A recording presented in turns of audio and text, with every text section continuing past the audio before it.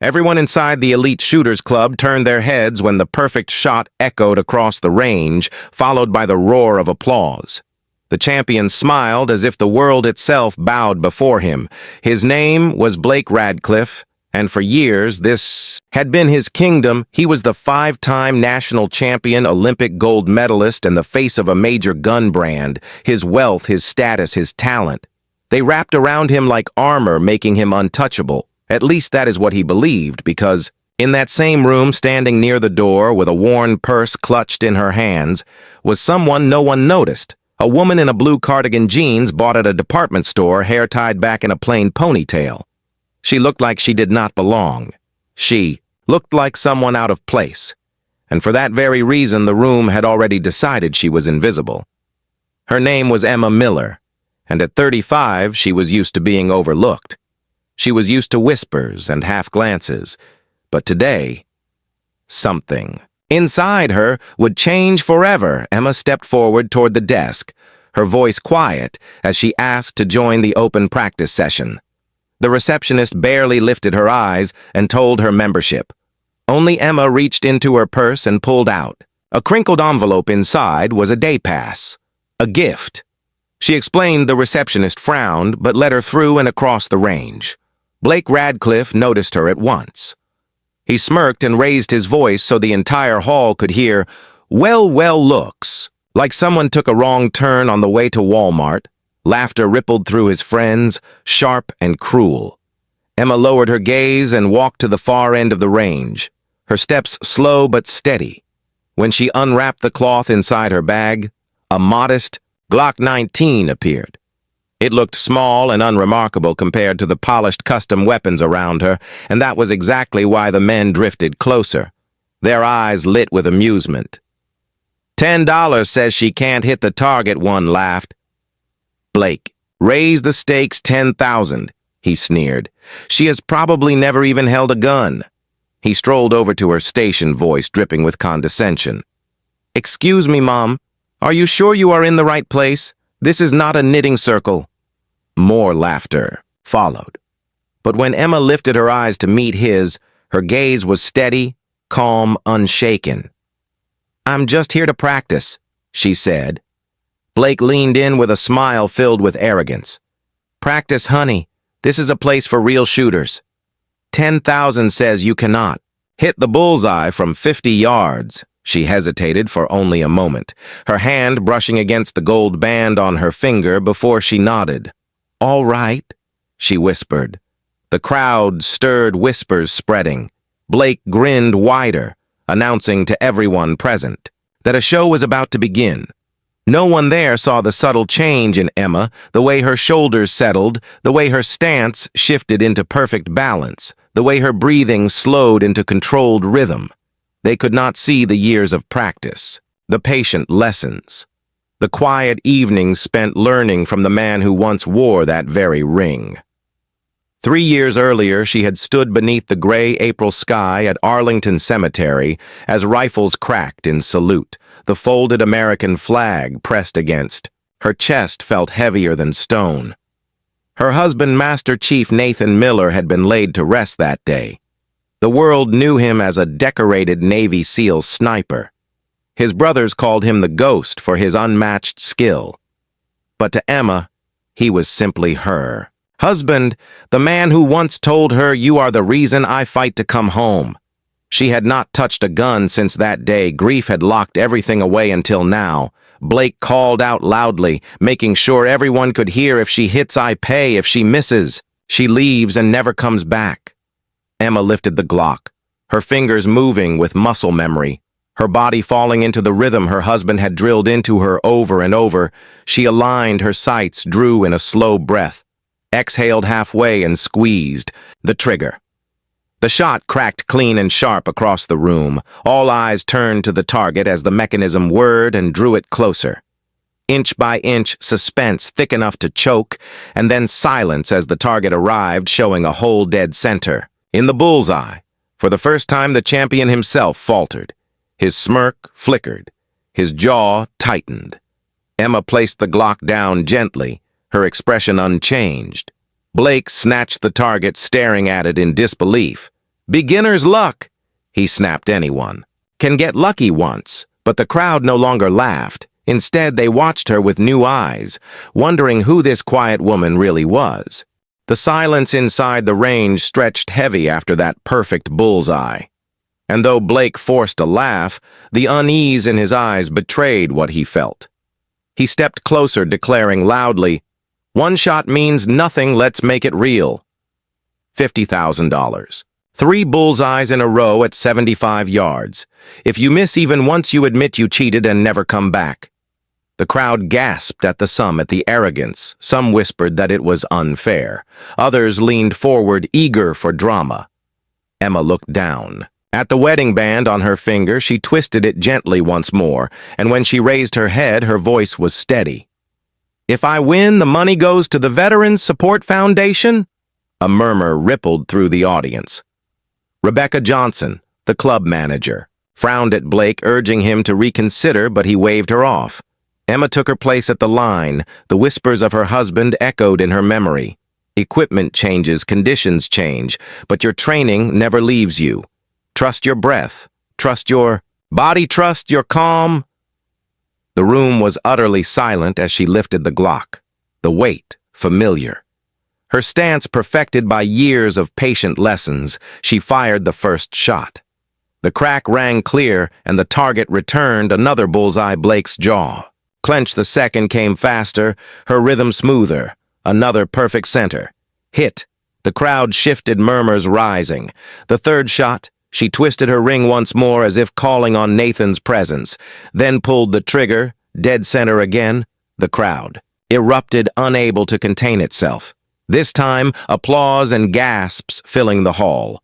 Blake's face drained of color, but still, he shouted, "Impossible! No one shoots like that! She must have cheated!" Emma remained calm, her voice soft but firm. "I believe we had an agreement." Mr. Radcliffe. Rebecca stepped forward, her eyes shining with admiration. Those shots were legitimate and witnessed by dozens of members, including a senator, but Blake's arrogance would not allow surrender. He raised his voice, proposing something bigger. 1 week from today, a formal competition, 10 stations, different distances, club weapons to prove everything was fair. Emma paused, her heart heavy. She had not come for spectacle, only to keep a promise, but something in his arrogance, something in his cruelty toward her, toward everyone underestimated, stirred a fire deep inside. "I accept," she said quietly. That night, Blake sat in his penthouse, staring across the Charles River, glass of scotch in his hand, his pride bleeding out as he replayed the shots over and over. His girlfriend Jessica warned him, "She is good, really good," but he only scowled. "This is not about money. It is about my reputation. My legacy." Across the city, Emma sat alone at her kitchen table. Michael Reeves, her late husband's teammate, had called 3 times. She ignored them all. Instead, she opened the wooden box that held Nathan's folded flag, his medals, his letters, his logbook. Inside, his precise handwriting recorded every session. Emma, 50 yards. 9 out of 10 bullseyes, better than most recruits.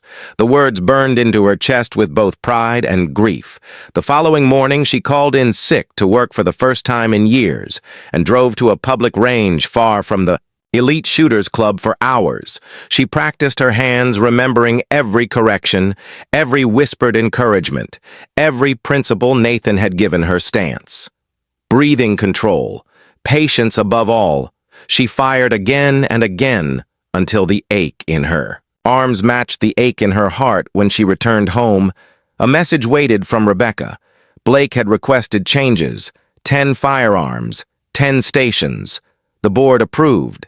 Emma read the words and typed back, "Only, thank you for letting me know. No changes needed on my end," but Blake was not satisfied. He wanted more. He called his investigator, furious, demanding every detail of Emma's past. Who was she?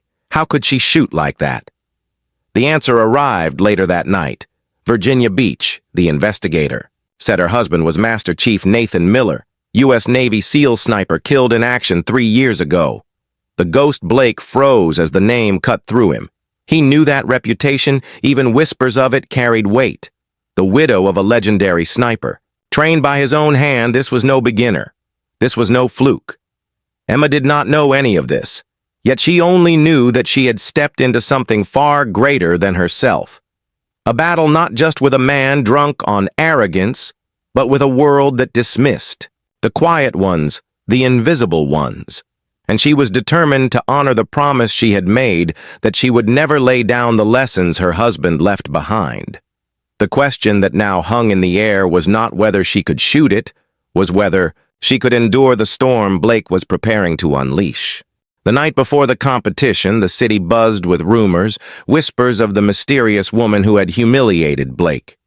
Radcliffe drifted through country clubs, offices, and news outlets. Some called her the unknown marksman. Others asked if she was a former soldier or an undercover professional. Blake poured another glass of scotch in his penthouse, his reflection in the window dark and restless. Jessica scrolled through her phone. Uneasy. Thousands of people were already watching clips of Emma's perfect shots and praising her calmness. Blake snapped. It was luck. Nothing more. By next week she will be exposed as a fraud, but deep inside he knew those shots were not luck. They carried the discipline of training that money alone could never. Emma, on the other side of town, sat with Nathan's logbook, her hands brushing over the handwriting that had guided her years ago. She whispered softly as though speaking to him. I am keeping my promise. Nathan, I am still here. She closed her eyes, letting memories wash over her the first time he adjusted her stance at a quiet range. The way he whispered, you are a natural. The way he told her control is not about aggression. It is about stillness. It is about breath. Her phone buzzed again. An unfamiliar number. Rebecca Johnson's voice came through urgent. Miss Miller, you should know Blake is digging into your past. He is convinced you cheated, and he will not stop until he finds something.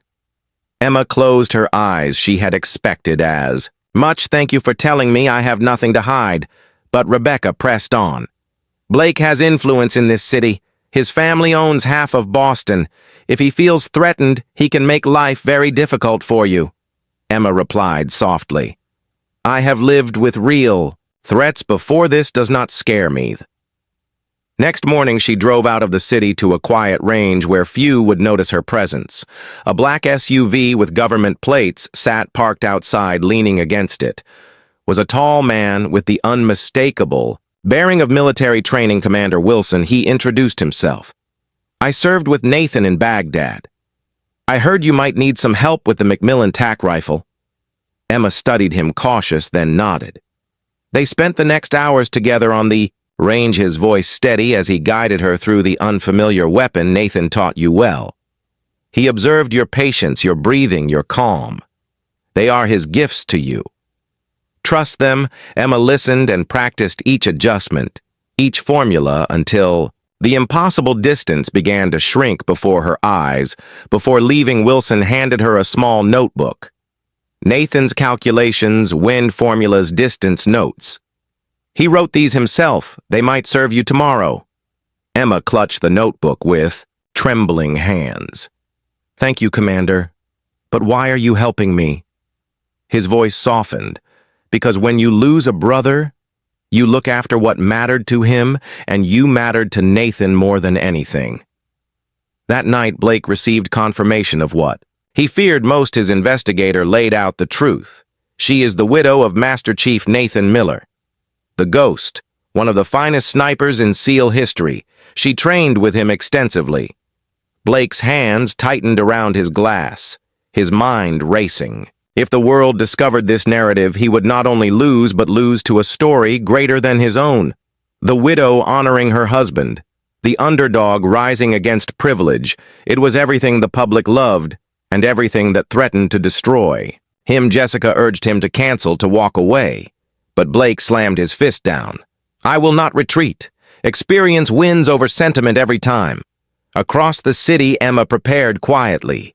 She laid out her clothes, simple jeans, a navy shirt, nothing to draw.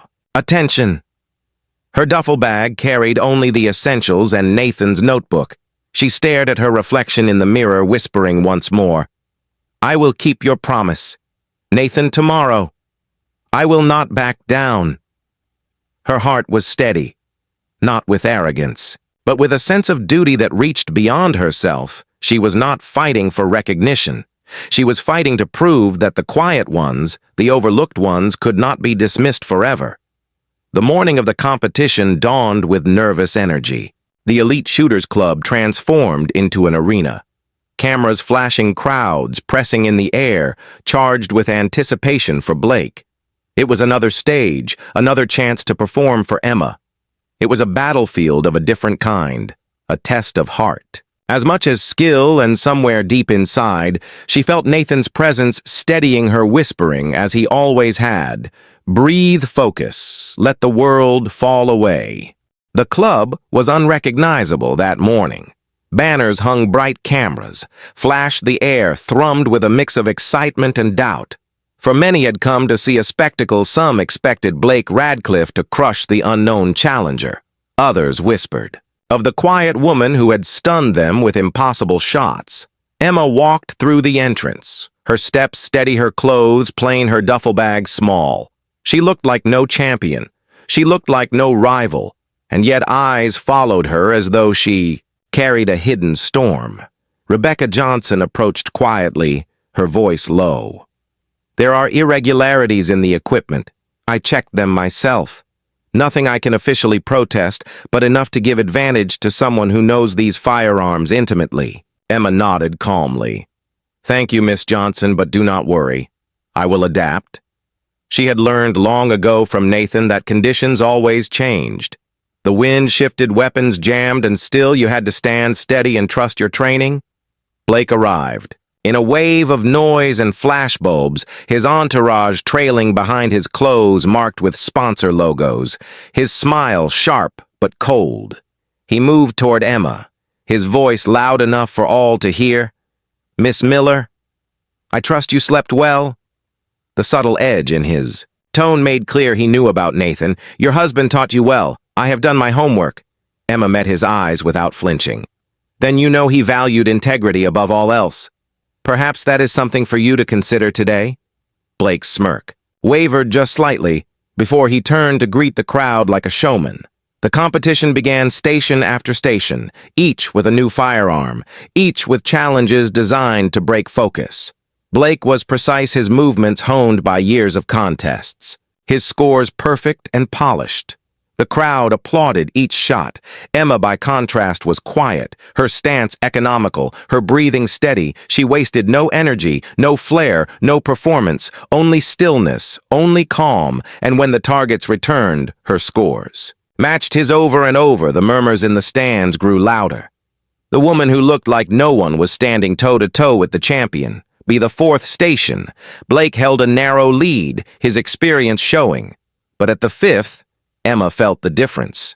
The Sig Sauer's trigger pull was heavier than standard, an intentional sabotage. Her fingers remembered Nathan's voice equipment. Fails, conditions, change, adapt, and overcome. She shifted her stance, slowed her breathing, and fired her shots perfect. Scores across the board, the crowd erupted. Blake's jaw tightened, his eyes narrowing. Station by station, the pattern grew clearer. Blake excelled with flashy competition-style weapons, but Emma thrived with the military-grade platforms, the ones that demanded calmness over spectacle. By the eighth station, the scores were nearly tied. The audience leaned forward, breaths held in disbelief. No one had expected this. The underdog standing unshaken against the champion. Before the ninth station, Blake approached her, his words like knives. "Impressive performance, Mrs. Miller. Your husband would be proud. The ghost's techniques are distinctive. I recognized them." Emma stilled at the deliberate mention of Nathan's call sign. Her heart tightened, but her face remained calm. "Then you know he believed integrity mattered more than victory. Mr. Radcliffe, perhaps you should remember that the ninth station ended with the scores locked. The entire hall understood what that meant. The final test would decide everything." The Macmillan tack rifle long-range, precise, and punishing the weapon Blake had mastered, and the very one he had maneuvered into place to secure his win. Rebecca's eyes met Emma's, silently offering both warning and hope. Emma stepped toward the final station. She lifted Nathan's notebook, her hands brushing over the worn pages, his handwriting sharp, his formulas clear. She inhaled deeply, feeling his presence as though he stood beside her, whispering as he always did. Breathe, focus. Let the world fall away. She took her place behind the rifle, her body aligning in the position Nathan had taught her years ago. Blake went first. His shots rang out, 9 of 10, striking deep in the target, his performance flawless. The crowd applauded, wild certain he had secured his throne again. He rose with a smirk, turning toward Emma. Not everyone is built for championship pressure, he declared, his voice carrying across the range. Emma lowered herself behind the rifle. The world, narrowing to her breath, her pulse, and the sight picture before her. The sabotage was clear, the scope shifted, the stock altered. She did not protest. She simply opened Nathan's notebook, adjusted the settings according to his formulas, and trusted. Her calm. The first shot rang perfect, the second, the third, each one center. The crowd grew restless, leaning forward with each echo. By the 6th shot, every eye was on her and no one on Blake. Then the 9th, and still each one flawless. Now all that remained was the final round. Her hand twisted her wedding ring once more. She paused for only a heartbeat, then let go of fear and fired the last bullet. It split the air like a promise. The target returned, perfect, dead center, 10 bullseyes in a row. The hall exploded in sound, people on their feet shouting, clapping. The quiet woman, the invisible widow, had defeated the champion with a calm that silenced arrogance forever. Emma lowered the rifle. Her expression still soft, still steady. She whispered. So only she could hear. This one is for you, Nathan. The hall was still shaking with applause when the results were announced. Emma Miller, 1st place. Blake Radcliffe, 2nd place. The words rang like a bell, cutting through years of arrogance.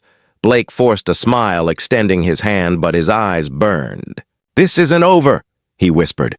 Emma only replied softly, For today it is, and I believe you owe $50,000 to the Veterans Support Foundation. The crowd erupted again, but Blake's face twisted, his mask crumbling as he shouted, This proves nothing. A military widow with beginner's luck does not erase years of championship experience. This was a stunt his voice carried across the room. But before he could finish, Rebecca stepped forward, holding a tablet displaying security footage. Her voice steady. The equipment was tampered with Mr. Radcliffe and not in Miss Miller's favor. The footage showed Blake's own advisor making adjustments to weapons. The crowd gasped, admiration for Emma deepened. She had not only matched the champion, she had triumphed despite sabotage. Blake stood frozen, his reputation shattering before his own eyes. News spread like wildfire. By Sunday morning, video clips of Emma's final perfect sequence and Blake's angry meltdown flooded social media. Millions watched the quiet widow outshoot the arrogant champion, turning disbelief into awe. Headlines called her the Ghost's Legacy, the unknown marksman, the woman who silenced arrogance across town. Journalists swarmed her apartment. Michael Reeves called, again his voice filled with pride. You shook the whole city, Emma. You honored him in every shot yet. Emma sat quietly at her kitchen table, tea cooling in her cup, staring at the folded flag on the shelf.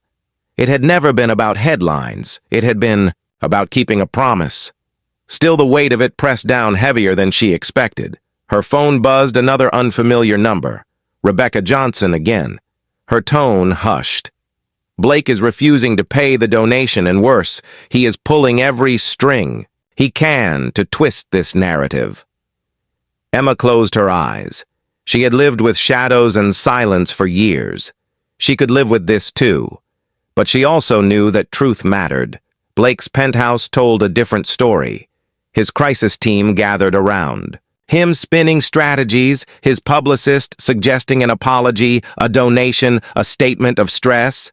Blake slammed his hand down, refusing, "I will not apologize. That woman had military training. That is an unfair advantage." He seethed, but his words rang, hollow even to his own ears. His pride, his legacy. Everything he built now cracked under the weight of public scorn. The knock on his door startled him. 2 police officers stepped in, their voices firm.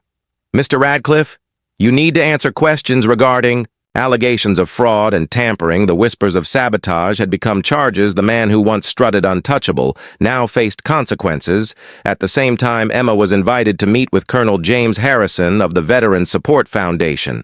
His voice carried both respect and warmth. "Our board members were present at the competition. What you did inspired them. We want to begin a program teaching marksmanship to veterans, struggling with reintegration. Shooting brings peace, discipline, focus. We would be honored if you would help lead this initiative." Emma felt her chest tighten for the first time since Nathan's passing. A path opened before her, one that honored his legacy, not in silence but in service. Days later, Blake's lawyers reached out offering settlement, $100,000 to the foundation, double the original amount. A public apology and suspension from competition for 3 years. Emma agreed only because the money would serve the veterans. But when she sat across from Blake in the sterile conference room, she saw a man stripped of arrogance, his voice quieter. "Mrs. Miller, I built my whole identity on being the best. When you threatened that, I lashed out poorly. I have never faced someone who shoots for reasons. Beyond trophies, you unsettled me." Emma studied him, her tone. "Even I never came to unsettle anyone. I only came to keep a promise. Your actions dishonored the sport and the charity you pledged to serve." Blake lowered his eyes, shame breaking through his mask as they rose to leave. He extended his hand for what it is worth. "You are the finest shooter I have ever faced. Your husband taught you well?" Emma hesitated, then accepted, briefly replying, "He would say, I was already a good student sometimes. The right teacher helps us find what was there all along." When she returned home, she opened the box again, tracing her fingers across Nathan's logbook and medals, whispering softly, "I kept my word. Nathan, I stood my ground. I found my place in the world once more."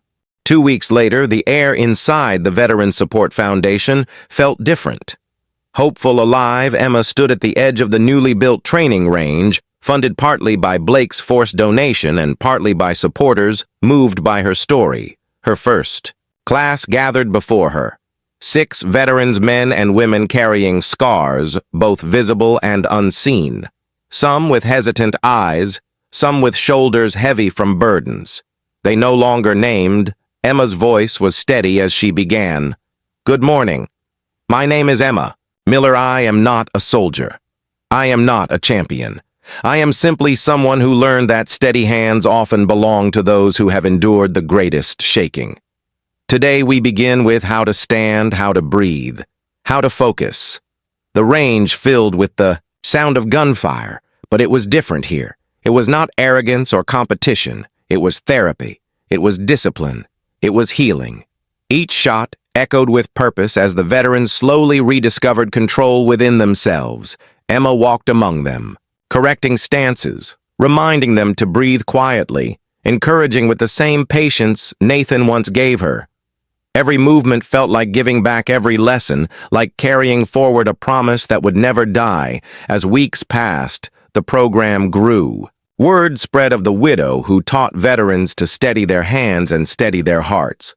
Sponsors offered more support. Journalists returned, but this time Emma was not running from attention. She redirected it toward the foundation. Each interview, every spotlight turned into fuel for the program, not for her pride, but for those who needed it. She realized that perhaps her greatest victory had not been defeating Blake Radcliffe. It was building something lasting, something honorable. But in Blake's world, storms still raged, stripped of his titles under suspension. He drifted in obscurity, his once loyal sponsors cutting ties, his arrogance replaced with bitterness. Yet sometimes late at night he replayed the image of Emma calm behind the rifle, her focus unshaken by sabotage, by pressure, by noise. It haunted him not because she beat him, but because she represented something he could never touch, purpose that went beyond trophies. 6 months later, the foundation held its annual fundraiser. The hall filled with families, veterans, supporters, and community leaders. Emma stood at the podium, her voice strong. 1 year ago, I walked into a shooting range for the first time in 3 years, only to keep a promise to my late husband. I expected nothing more than to touch a piece of what we once shared. Instead, I found myself thrust into conflict that became larger than me. But through it, I found purpose again. Today, we celebrate that purpose together. Then came the announcement of the Nathan Ghost Miller Excellence in Marksmanship Scholarship, a yearly award for veterans who wish to pursue careers in teaching and instruction. The first recipient, a former Army Ranger who had survived devastating injuries, rose to accept the honor. Emma's eyes blurred with tears as applause thundered around the room. She twisted her wedding band once more, whispering, "This one is for you, Nathan S." She left the stage. Michael Reeves met her with a proud smile. "You did it, Emma." Not just kept the promise, but built something he would be proud of. She smiled through tears.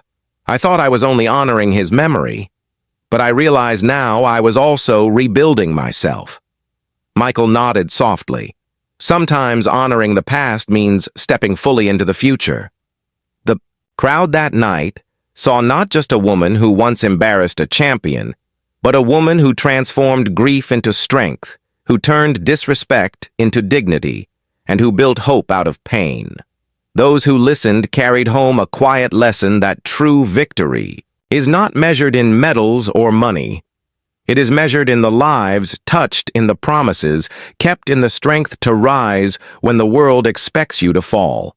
The winter air outside Boston carried a sharp chill, but inside the foundation's range, warmth radiated from more than heaters. It came from the voices of veterans laughing between drills, from the quiet pride in their eyes as they hit targets they once thought impossible. Emma stood at the edge watching them, her heart swelling with something she had not felt in years. Belonging, she remembered the lonely nights after Nathan's death, the silence that felt endless and heavy, now replaced by the rhythm of community, every shot echoing like a heartbeat, reminding her she was not alone anymore. The press had not forgotten her either. Headlines still surfaced: the widow who beat the champion, the unknown marksman who changed the game. Sponsors wanted her face on ads, news outlets wanted exclusives. She declined most requests politely. Instead, she chose only moments where the foundation could shine. She was not chasing spotlight, but she understood the power of stories, how one story could inspire thousands, how her silence could help others find their own voices. Meanwhile, Blake Radcliffe's world continued to unravel. Investigations exposed more of his manipulation. His sponsors vanished.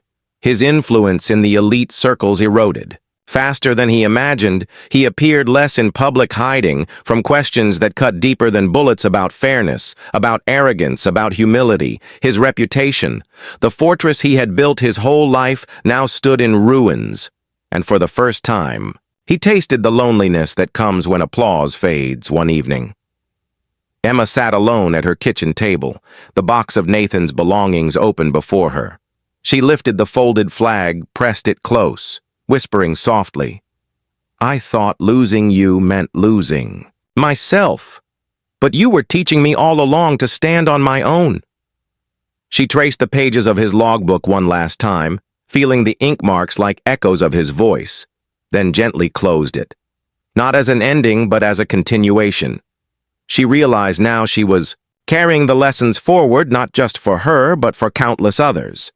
The next morning at the foundation, she greeted a new group of veterans, among them a young Marine who had lost confidence after returning home. His hands shook as he lifted the pistol, but Emma stood beside him, voice steady. "Breathe steady yourself. Let the world fall away." The same words Nathan once whispered to her. The Marine exhaled, fired, and struck the center. His eyes widened with disbelief, then with hope. Tears glistened. in his gaze as he whispered, "Thank you, Mom." Emma smiled quietly. "It is not me. It is you. It was always you." That night at home, she stared out her window at the city lights. She thought about the journey from invisibility at the elite shooters club to now leading a movement of respect and healing. She had been underestimated, mocked, dismissed. Yet she had stood her ground, and in doing so, she had not only kept a promise, she had transformed it into something larger. She knew there would always be challenges, there would always be people like Blake Radcliffe, but she also knew she had found her strength again, far across the city. Blake stared at his reflection in the darkened glass of his penthouse. The scotch in his hand no longer tasted like victory only. Bitterness Jessica had left, sponsors had left. Even friends had grown silent. He thought about the woman who had walked into his range, unnoticed, and walked out with everything he once claimed: respect, admiration, dignity, and for the first time in his life, he wondered if true strength had never been about medals or money, but about purpose, something he had never truly known. Emma closed her eyes that night, hand resting on her ring, whispering softly, "I kept my word. Nathan, I found my place. I am not invisible anymore." Spring sunlight spilled across the training range. The air filled with the steady rhythm of shots, followed by bursts of laughter and quiet pride. Emma walked among the veterans, her presence calm, her voice steady, each correction gentle, each encouragement sincere. These men and women carried scars that ran deep, but here they were finding balance again. With every shot they reclaimed a piece of themselves, and Emma realized this was the true purpose of all the lessons Nathan had left her. The Foundations fundraiser that season drew the largest crowd, yet leaders, community, families gathered to witness what had been built in less than a year. Emma took the stage, her navy shirt plain, her voice unshaken.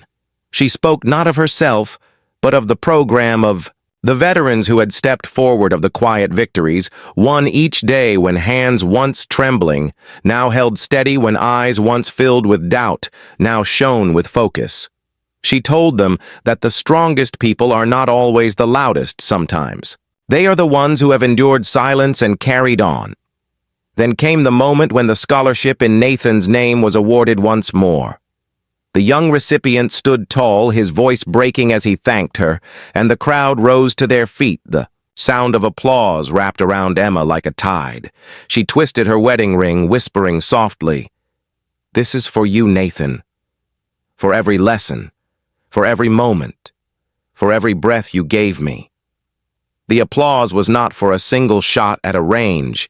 It was for the journey of grief turned into hope, of invisibility transformed into leadership. Beyond the walls of the Foundation, the world still remembered the story.